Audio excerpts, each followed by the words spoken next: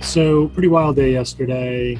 Um, we did gap just below the this week's low, and we kind of talked about, could we bounce back up to that area? Would we fail there and come down and maybe have some downside, or would we hold up here and then break and move kind of back inside of the range from the prior couple of days? Obviously, looking at the chart, we failed at the Tuesday low. You can zoom in.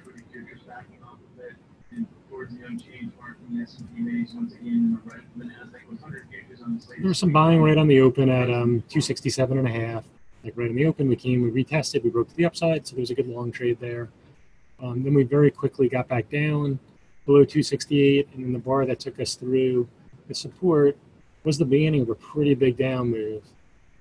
Took us to 265 and a half about, where you can see a few wicks here where there's some more buying, which caused us to have that bounce, which you probably remember I was calling out in real time after this green bar right here, which was unusual. You had the retest, and then you had your about a $2.50 up move. I mean, this is about $1.50, and then another dollar here.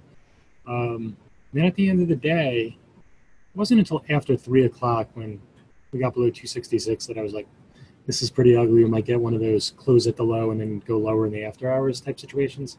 A lot of times that happens on a Friday. Anyway, that's what we got.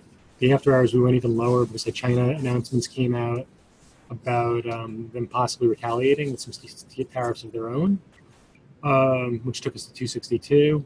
I mean, and the percentage play, I guess, was to go long there, but I did not. Braver men than I would do that. So what I was looking to do this morning, and already did, was short, just kind of based on the end of the day, yesterday's price action, was short into this area here. And so I had offers up at 35 cents and 45 cents. But I noticed in the pre-market there was a seller here at 30. So it couldn't get through. It came off, tried to get through again. It was pretty a lot of buying here, and they just wouldn't lift. So I just went low offer to 26. That's where I shorted. All right. Trump got me some covers, and now I'll look to cover the rest into this. For the market, See if basically we get a higher low in this area here versus the overnight low. we've been talking about that 265 level for the SPY, and sure enough, I mean, this is a really big move. I mean, this is a really big move from here to here.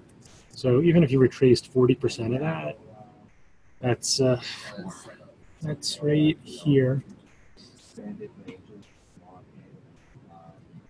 That would be a pretty reasonable retracement, even in a downtrending market with sellers in control.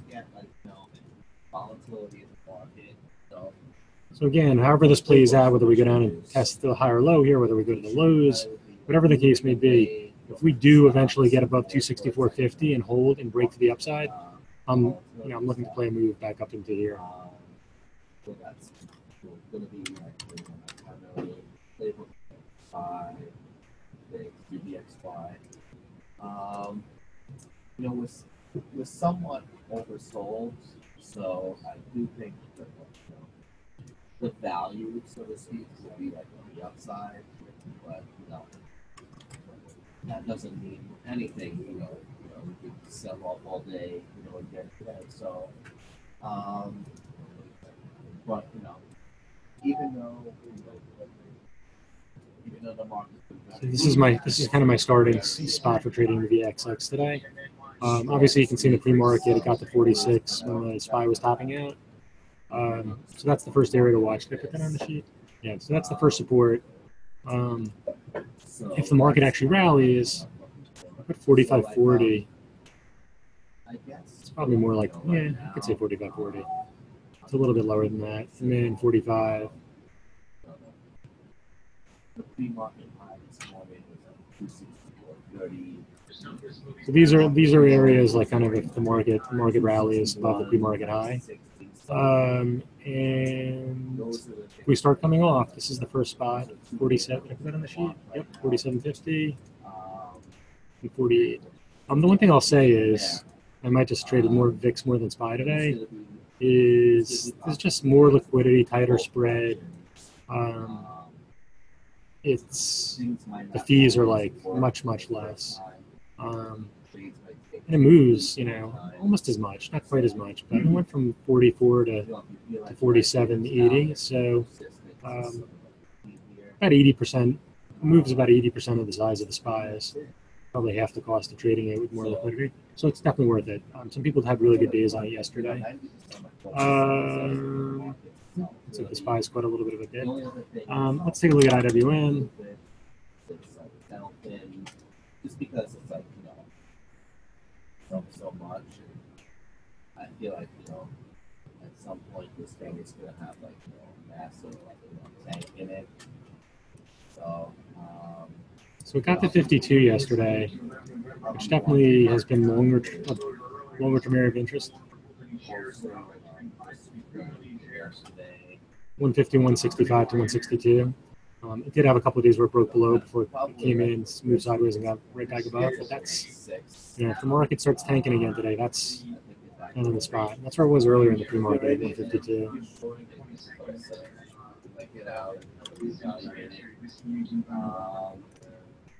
But it kind of reminds me a little bit of like CYT, where whatever you were expecting can happen in a stock. So bounce. Okay, so 154.60 to 155 is kind of what you would be looking for the upside. It should be a big move off the low, probably shortable, definitely shortable. Even 154, I would see if it failed there. Outside of UM and the Qs, of course, Facebook and tech stocks moving around.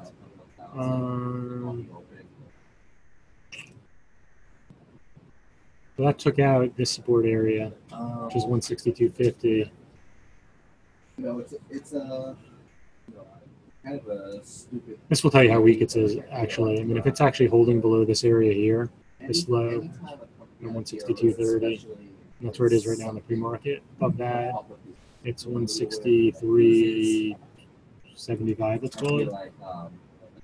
It's probably worth buying the opening print. It's even if it opens up like too high. If this thing fails chances are it might above 162.60, you see it failing up there in the 70s, and you see it below 162.50, you want to short it. So that's that.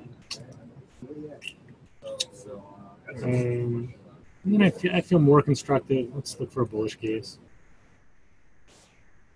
I definitely feel more constructive if it consolidated above 163 and then closed and broke back above 164 today.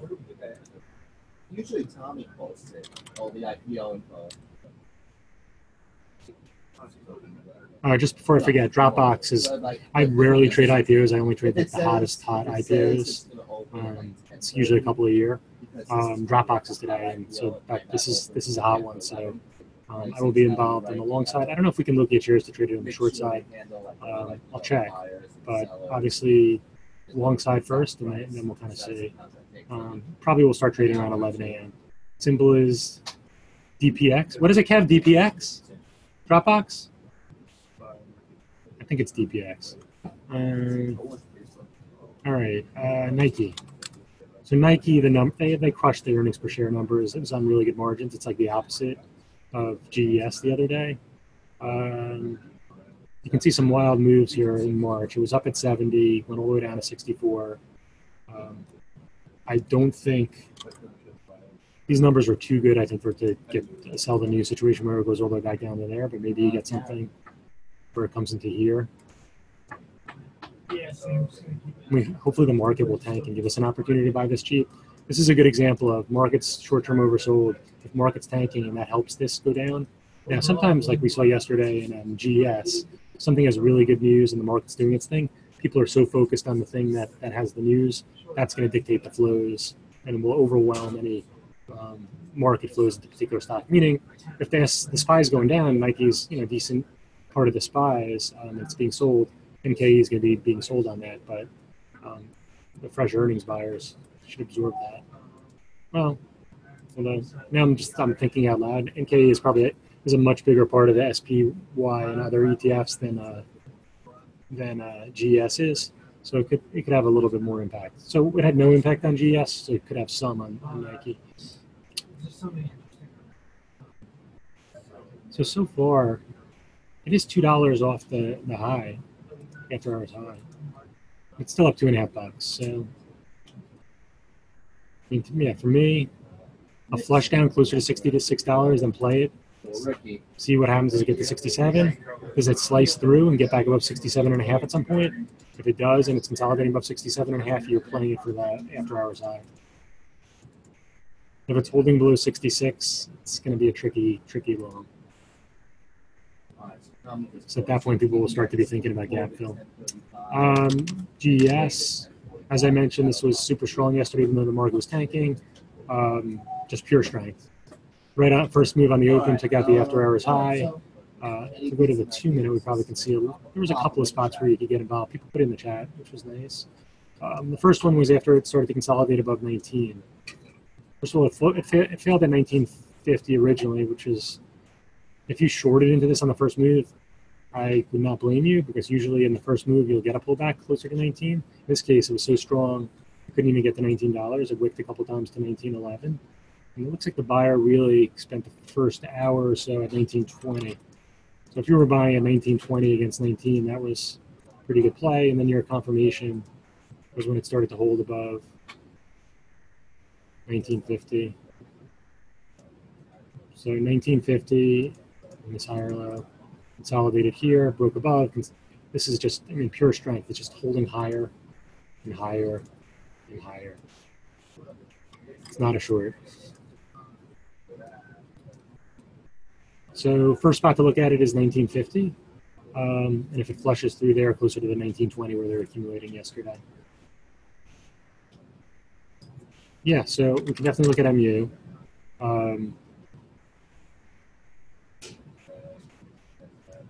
This is one. And I just can't believe it was just at $54.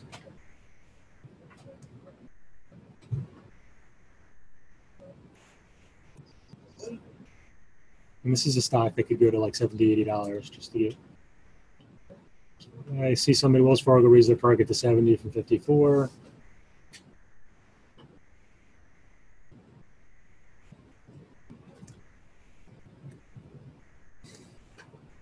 So you can see where it failed here is at 58. So, I mean, basically, the way I look at it now is I would probably look to buy it into 56. It's hard for me to see it going all the way back down to 54. I suppose if the market completely falls apart, maybe. But buying it against 56 and trying to trade it up to 58 here. And again, whether this happens today or over the next couple of weeks, whenever it gets a close back above, let's call it 58.60, I'd be looking for it to do a retest of the highs and go higher. It's a big, I mean, this is a big, look, this is a big move. Let's go to the daily.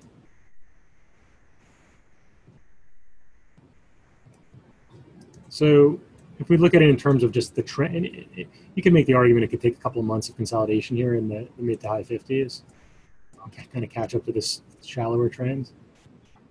But the reason the trend accelerated is just the numbers are going to be so much bigger than people expected. So maybe you do get this sideways action for a while like this, and then the trend catches up, and then you get the break to the upside. But anyway, once it you start to get closes above this 58 area here, that's when you're looking for the 60 to 62 move. Hope you enjoyed that video. You can actually watch that video if you're subscribed to our Trader 90 before the market even opens. What stocks are in play? What levels in those stocks are important? And how we might go about attacking that stock. That's Steve Spencer, 20-year veteran trader, laying it out there every morning before the market even opens. A really, really powerful tool to start your session off on the right foot.